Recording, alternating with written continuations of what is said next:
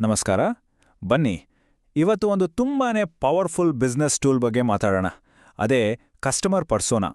ಯಾವುದೇ ಒಂದು ಪ್ರಾಡಕ್ಟ್ ಅಥವಾ ಸರ್ವಿಸ್ ಸಕ್ಸಸ್ ಆಗೋಕೆ ಇದು ಹೇಗೆ ಒಂದು ಅಡಿಪಾಯ ಆಗುತ್ತೆ ಅನ್ನೋದನ್ನು ನೋಡೋಣ. ಸರಿ, ಹಾಗಾದ್ರೆ ಸ್ಟ್ರೇಟ್ ಪಾಯಿಂಟ್ಗೆ ಬರೋಣ. ಪ್ರತಿಯೊಂದು ಬಿಸ್ನೆಸ್, ಪ್ರಾಡಕ್ಟ್ ಅಥವಾ ಸರ್ವಿಸ್ ತನಗೆ ತಾನೇ ಕೇಳ್ಕೋಬೇಕಾದ ಒಂದು ಮೂಲಭೂತ ಪ್ರಶ್ನೆ ಇದೆ. ನಿಮ್ಮ ಐಡಿಯಲ್ ಕಸ್ಟಮರ್ ಯಾರು? ಕೇಳೋಕೆ ಸಿಂಪಲ್ ಅನ್ಸಿದ್ರೂ ಇದರ ಉತ್ತರ ಅಷ್ಟು ಸುಲಭವಾಗಿ ಸಿಗಲ್ಲ. ನೋಡಿ, ಈ ಪ್ರಶ್ನೆಗೆ ಉತ್ತರ ಹುಡುಕೋದೇನೋ ಒಂದು ಸಣ್ಣ ಕೆಲಸ ಅಲ್ಲ. ಇದು ಯಶಸ್ಸು ಮತ್ತು ವೈಫಲ್ಯದ ನಡುವಿನ ಗೆರೆಯನ್ನೇ ನಿರ್ಧರಿಸುತ್ತೆ. ನಾವು ಯಾರಿಗೆ ಸೇವೆ ಕೊಡ್ತಿದ್ದೀವಿ ಅಂತಾನೆ ನಮಗೆ ಸರಿಯಾಗಿ ಗೊತ್ತಿಲ್ಲ ಅಂದ್ರೆ ನಮ್ಮ ಪ್ರಾಡಕ್ಟ್ ಎಷ್ಟೇ ಅದ್ಭುತವಾಗಿದ್ರೂ ಅದು ಫೇಲ್ ಆಗಬಹುದು. ಅದಕ್ಕೇನೆ ಇದನ್ನ $1 ಬಿಲಿಯನ್ ಕ್ವೆಶ್ಚನ್ ಅಂತ ಕರಿಬಹುದು. ನಮ್ಮ ಆದರ್ಶ ಗ್ರಾಹಕ ಯಾರು ಅನ್ನೋ ಈ ಮಿಸ್ಟರಿಯನ್ನು ಭೇದಿಸೋಕೆ ನಮ್ಮ ತನಿಖೆ ಇಲ್ಲಿಂದಾನೇ ಶುರು. ಹಾಗಾದ್ರೆ ಈ ಮಿಸ್ಟ್ರಿ ಸಾಲ್ವ್ ಮಾಡೋಕೆ ನಮ್ಮ ಹತ್ರ ಇರೋ ಟೂಲ್ ಯಾವುದೋ? ಅದೇ ಟಾರ್ಗೆಟ್ ಕಸ್ಟಮರ್ ಪರ್ಸೋನಾ. ಇದು ರಿಸರ್ಚ್ ಮೇಲೆ ಆಧಾರವಾಗಿರೋ ಒಂದು ಸೆಮಿ ಫಿಕ್ಷನಲ್ ಪ್ರೊಫೈಲ್. ಅಂದ್ರೆ ನಮ್ಮ ಐಡಿಯಲ್ ಕಸ್ಟಮರ್ ಹೇಗಿರ್ತಾರೆ ಅನ್ನೋದರ ಒಂದು ಚಿತ್ರಣ. ಈ ಕೇಸ್ ಕ್ರ್ಯಾಕ್ ಮಾಡೋಕೆ ಇದು ನಮ್ಮ ಮೇನ್ ಇನ್ವೆಸ್ಟಿಗೇಷನ್ ಟೂಲ್. ಸರಿ, ಈಗ ನಮ್ಮ ಇನ್ವೆಸ್ಟಿಗೇಷನ್ನ ನೆಕ್ಸ್ಟ್ ಸ್ಟೆಪ್ಗೆ ಹೋಗೋಣ. ಅದೇ ಪ್ರೊಫೈಲಿಂಗ್.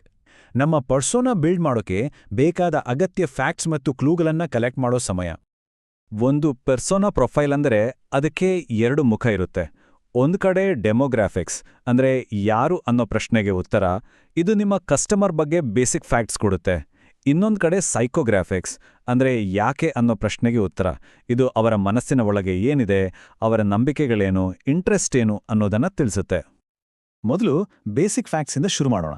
ಡೆಮೋಗ್ರಾಫಿಕ್ಸ್ ಅಂದರೆ ಅವರ ವಯಸ್ಸು, ಜೆಂಡರ್, ಅವ್ರು ಎಲ್ಲಿ ವಾಸಿಸ್ತಾರೆ, ಸಿಟಿನೋ ಹಳ್ಳಿನೋ, ಅವರ ಎಜುಕೇಷನ್, ಏನ್ ಕೆಲಸ ಮಾಡ್ತಾರೆ, ಸಂಬಳ ಎಷ್ಟು, ಈ ಥರದ ಡೀಟೇಲ್ಸ್. ಇವು ನಮ್ಮ ಕೇಸ್ ಫೈಲ್ನ ಫೌಂಡೇಶನ್ ಇದ್ದಾಗೆ. ಈಗ ಸ್ವಲ್ಪ ಡೀಪ್ ಆಗಿ ಹೋಗೋಣ. ಸೈಕೋಗ್ರಾಫಿಕ್ಸ್ ಅವರ ಆಂತರಿಕ ಪ್ರಪಂಚವನ್ನ ನಮಗೆ ತೋರಿಸುತ್ತೆ. ಅವರ ಇಂಟ್ರೆಸ್ಟ್, ಹಾಬೀಸ್ ಏನು, ಅವರ ಲೈಫಿನ ಪ್ರಮುಖ ಮೌಲ್ಯಗಳು, ನಂಬಿಕೆಗಳು ಯಾವುದು, ಅವರು ಯಾವ ಥರದ ಲೈಫ್ ಸ್ಟೈಲ್ ಇಷ್ಟಪಡ್ತಾರೆ, ಟೆಕ್ನಾಲಜಿ ಬಗ್ಗೆ ಅವರ ಆಟಿಟ್ಯೂಡ್ ಹೇಗಿದೆ. ಇಲ್ಲಿಂದಾನೆ ಅವರ ಮೋಟಿವೇಶನ್ ಏನು ಅಂತ ನಮಗೆ ಅರ್ಥ ಆಗೋಕೆ ಶುರುವಾಗೋದು. ಓಕೆ, ಅವ್ರು ಯಾರು, ಅವರ ಯೋಚನೆ ಏನು ಅಂತ ಗೊತ್ತಾಯಿತು. ಆದರೆ ಅವ್ರು ಆ್ಯಕ್ಚುಲಿ ಏನು ಮಾಡ್ತಾರೆ? ಈ ಪ್ರಶ್ನೆ ನಮ್ಮನ್ನ ಅವರ ನಡವಳಿಕೆಯ ಕಡೆಗೆ ಕರ್ಕೊಂಡೋಗುತ್ತೆ. ಅವರ ಬಿಹೇವಿಯರಲ್ ಟ್ರೈಟ್ಸ್ ಅಂದರೆ ಅವರ ನಡವಳಿಕೆಗಳು, ಅವರ ಆ್ಯಕ್ಷನ್ಸ್ ಬಗ್ಗೆ ಹೇಳುತ್ತೆ.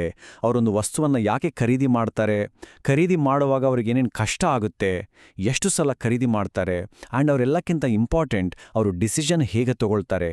ಈ ಕ್ಲೂಗಳು ಅವರ ಪ್ರಯಾರಿಟಿ ಏನು ಅನ್ನೋದ್ರ ಬಗ್ಗೆ ಒಂದು ಕ್ಲಿಯರ್ ಪಿಕ್ಚರ್ ಕೊಡುತ್ತೆ. ಈಗ ನಾವು ನಮ್ಮ ಇನ್ವೆಸ್ಟಿಗೇಷನ್ನ ತುಂಬಾನೇ ಆಳವಾದ, ತುಂಬಾನೇ ಇಂಪಾರ್ಟೆಂಟ್ ಭಾಗಕ್ಕೆ ಬಂದಿದ್ದೀವಿ. ಅವರ ಯಾಕೆ ಅನ್ನೋದನ್ನ ಡಿಕೋಡ್ ಮಾಡೋದು, ಅಂದ್ರೆ ಅವರ ಮೋಟಿವೇಶನ್ಸ್, ಫ್ರಸ್ಟ್ರೇಷನ್ಸ್ ಮತ್ತೆ ಗೋಲ್ಸ್ ಏನು ಅಂತ ಕಂಡುಹಿಡಿಯೋದು. ಪ್ರತಿಯೊಬ್ಬ ಕಸ್ಟಮರ್ನ ಕತೆ ಕೂಡ ಒಂದು ಸಮಸ್ಯೆಯಿಂದ ಶುರುವಾಗುತ್ತೆ. ಇದನ್ನೇ ಅವರ ಪೇನ್ ಪಾಯಿಂಟ್ ಅಂತ ಕರೆಯೋದು. ಇದು ಅವರು ಪ್ರತಿದಿನ ಫೇಸ್ ಮಾಡ್ತಿರೋ ಚಾಲೆಂಜು. ಹಾಗಾದ್ರೆ ಅವರ ಪೇನ್ ಪಾಯಿಂಟ್ಸ್ ಅಂದ್ರೆ ಏನು? ಅದು ಅವರ ಡೈಲಿ ಲೈಫ್ನಲ್ಲಿರೋ ಕಿರಿಕಿರಿ, ಫ್ರಸ್ಟ್ರೇಷನ್ ಆಗಿರ್ಬೋದು, ಅಥವಾ ಅವರು ಸಾಲ್ವ್ ಮಾಡಲೇಬೇಕು ಅಂತ ಅನ್ಕೊಂಡಿರೋ ದೊಡ್ಡ ಸಮಸ್ಯೆಗಳಾಗಿರ್ಬೋದು. ಇದನ್ನ ಗುರುತಿಸೋದು ತುಂಬಾನೇ ಮುಖ್ಯ. ನೋಡಿ, ನೋವಿನ ಇನ್ನೊಂದು ಮುಖಾನೇ ಆಕಾಂಕ್ಷೆ. ಅದೇ ಅವರ ಗೋಲ್ಸ್ ಅಥವಾ ಗುರಿಗಳು. ಆ ನೋವಿನಿಂದ ಹೊರಬಂದು ಅವರು ಏನನ್ನ ಸಾಧಿಸಬೇಕು ಅಂತ ಪ್ರಯತ್ನಿಸ್ತಾ ಇದ್ದಾರೆ ಅನ್ನೋದೇ ಇದು. ಈ ಗುರಿಗಳು ಅವರ ಪರ್ಸನಲ್ ಲೈಫ್ಗೆ ಸಂಬಂಧಿಸಿದ್ದಾಗಿರ್ಬೋದು, ಅಥವಾ ಪ್ರೊಫೆಷನಲ್ ಲೈಫ್ಗೆ ಸಂಬಂಧಿಸಿದ್ದಾಗಿರ್ಬೋದು, ಅಥವಾ ಒಂದು ಸೊಲ್ಯೂಷನ್ನಿಂದ ಅವರು ಏನನ್ನ ನಿರೀಕ್ಷೆ ಮಾಡ್ತಾರೆ ಅನ್ನೋದಾಗಿರ್ಬೋದು. ಒಟ್ಟಿನಲ್ಲಿ ಅವರಿಗೆ ಸಕ್ಸಸ್ ಅಂದ್ರೆ ಏನು ಅನ್ನೋದರ ಕಂಪ್ಲೀಟ್ ಚಿತ್ರಣ ಇಲ್ಲಿ ಸಿಗುತ್ತೆ. ಇಲ್ಲಿ ನೋಡಿ, ಇದೆಲ್ಲ ಹೇಗೆ ಕನೆಕ್ಟ್ ಆಗುತ್ತೆ ಅಂತ. ಸ್ಟೆಪ್ 1 ಚಾಲೆಂಜ್ ಅಂದ್ರೆ ಅವರ ಪೇನ್ ಪಾಯಿಂಟ್. ಸ್ಟೆಪ್ 2 ಆಸ್ಪಿರೇಷನ್ ಅಂದ್ರೆ ಅವರ ಗೋಲ್. ಈ ಎರಡರ ನಡುವೆ ಇರೋ ಗ್ಯಾಪ್ ಇದೆಯಲ್ಲ, ಅದೇ ನಿಮ್ಮ ಪ್ರಾಡಕ್ಟ್ ಅಥವಾ ಸರ್ವಿಸ್ಗೆ ಇರೋ ನಿಜವಾದ ಆಪರ್ಚುನಿಟಿ. ಸರಿ, ಈಗ ನಮ್ಮ ತನಿಖೆಯ ಫೈನಲ್ ಸ್ಟೇಜ್ಗೆ ಬಂದಿದ್ದೀವಿ. ನಾವು ಕಲೆಕ್ಟ್ ಮಾಡಿದ ಎಲ್ಲಾ ಕ್ಲೂಗಳನ್ನ ಒಟ್ಟಿಗೆ ಸೇರಿಸಿ ಒಂದು ಆಕ್ಷನಬಲ್ ಡಾಕ್ಯುಮೆಂಟ್ ಆಗಿ ರೆಡಿ ಮಾಡೋ ಸಮಯ. ನಾವು ಅವರನ್ನ ಎಲ್ಲಿ ಭೇಟಿ ಮಾಡ್ಬೋದು, ಹೇಗೆ ಅವ್ರನ್ನ ತಲುಪ್ಬೋದು, ಅವರು ಹೊಸ ಸೊಲ್ಯೂಷನ್ಗಳನ್ನ ಯಾವ ಚಾನಲ್ನಲ್ಲಿ ಹುಡುಕ್ತಾರೆ, ಅವರು ಸೋಷಿಯಲ್ ಮೀಡಿಯಾ ಇಷ್ಟಪಡ್ತಾರಾ ಅಥವಾ ಇಮೇಲ್ ಇಷ್ಟಪಡ್ತಾರಾ, ಪ್ರಾಡಕ್ಟ್ ಖರೀದಿಸಿದ ಮೇಲೆ ಅವರ ಎಕ್ಸ್ಪೆಕ್ಟೇಷನ್ಸ್ ಏನಿರುತ್ತೆ, ಇದೆಲ್ಲ ಗೊತ್ತಾದ್ರೆ ಅವ್ರ ಜೊತೆ ಹೇಗೆ ಮಾತಾಡಬೇಕು ಅಂತ ನಮಗೆ ತಿಳಿಯುತ್ತೆ.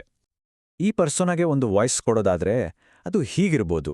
ನಾನು ಯಾವತ್ತೂ ಬಳಸದೇ ಇರೋ ಕಾಂಪ್ಲಿಕೇಟೆಡ್ ಫೀಚರ್ಸ್ ಎಲ್ಲ ಇಲ್ಲದೆ ನನ್ನ ಟೀಮ್ ಪ್ರಾಜೆಕ್ಟ್ಸ್ ಮ್ಯಾನೇಜ್ ಮಾಡೋಕ್ಕೆ ಒಂದು ಸಿಂಪಲ್ ದಾರಿ ಬೇಕು ಅಷ್ಟೇ. ನೋಡಿ, ಈ ಒಂದೇ ಒಂದು ವಾಕ್ಯ ಅವರ ಇಡೀ ಮೈಂಡ್ ಸೆಟ್ಟನ್ನು ಹೇಳ್ಬಿಡುತ್ತೆ. ಫೈನಲಿ ಇಲ್ಲಿ ನೋಡಿ, ನಾವು ಕಲೆಕ್ಟ್ ಮಾಡಿದ್ದ ಎಲ್ಲ ಪೀಸಸ್ ಒಟ್ಟಿಗೆ ಸೇರಿದಾಗ ನಮಗೆ ಆರ್ಗನೈಸ್ಡ್ ಅಲೆಕ್ಸ್ ಅನ್ನೋ ಒಂದು ಕ್ಲಿಯರ್ ಪ್ರೊಫೈಲ್ ಸಿಗತ್ತೆ. ಡೆಮೋಗ್ರಾಫಿಕ್ಸ್, ಸೈಕೋಗ್ರಾಫಿಕ್ಸ್, ಪೇನ್ ಪಾಯಿಂಟ್ಸ್, ಗೋಲ್ಸ್ ಮತ್ತು ಬಿಹೇವಿಯರ್ ಎಲ್ಲವೂ ಒಂದೇ ಕಡೆ ಅಚ್ಚುಕಟ್ಟಾಗಿ ಜೋಡಣೆಯಾಗಿದೆ. ಸೊ ಒಂದು ವಿಷಯ ನೆನಪಿಡಿ, ಇದು ಕೇವಲ ಒಂದು ಡಾಕ್ಯುಮೆಂಟ್ ಅಲ್ಲ, ಇದು ಒಂದು ಡಿಸಿಷನ್ ಮೇಕಿಂಗ್ ಫಿಲ್ಟರ್. ಮುಂದಿನ ಸ್ಟ್ರಾಟಜಿ ಏನು, ಮಾರ್ಕೆಟಿಂಗ್ ಕ್ಯಾಂಪೇನ್ ಹೇಗಿರಬೇಕು, ಅಥವಾ ಪ್ರಾಡಕ್ಟ್ನಲ್ಲಿ ಹೊಸ ಫೀಚರ್ ತರಬೇಕಾ ಅಂತ ಯೋಚನೆ ಮಾಡುವಾಗ ಇದನ್ನ ಅಲೆಕ್ಸ್ ಇಷ್ಟಪಡ್ತಾರಾ ಅಂತ ಕೇಳ್ಕೊಳ್ಬೋದು.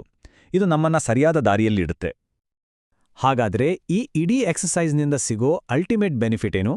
ಇದು ಒಂದು ಕಂಪನಿಯಲ್ಲಿರೋ ಪ್ರತಿಯೊಬ್ಬರಿಗೂ ನಾವು ಯಾರಿಗೆ ಸೇವೆ ಸಲ್ಲಿಸ್ತಿದೀವಿ ಅನ್ನೋ ಬಗ್ಗೆ ಒಂದೇ ಸ್ಪಷ್ಟವಾದ ದೃಷ್ಟಿಯನ್ನ ಕೊಡುತ್ತೆ. ಇದರಿಂದ ನಾವು ಬರೀ ಬಿಸ್ನೆಸ್ ಮಾಡೋದಲ್ಲ, ನಿಜವಾದ ಜನರ ನಿಜವಾದ ಸಮಸ್ಯೆಗಳನ್ನ ಬಗೆಹರಿಸೋ ಕಡೆಗೆ ಗಮನ ಕೊಡ್ಬೋದು. ಸೊ ಕೊನೆಗೆ ಒಂದು ಪ್ರಶ್ನೆ. ನಿಮ್ಮ ಕಸ್ಟಮರ್ಗಳಿಗೂ ಒಂದು ಕಥೆ ಇದೆ, ಅವ್ರದೇ ಆದ ಚಾಲೆಂಜ್ಗಳು, ಕನಸುಗಳು ಇವೆ. ಆ ಕಥೆಯನ್ನ ನೀವು ಕೇಳ್ತಿದ್ದೀರಾ? ಯಾಕಂದ್ರೆ ಆ ಕಥೆಯನ್ನ ಅರ್ಥ ಮಾಡ್ಕೊಳ್ಳೋದ್ರಲ್ಲೇ ನಿಜವಾದ ಸಕ್ಸಸ್ನ ಸೀಕ್ರೆಟ್ ಅಡಗಿದೆ.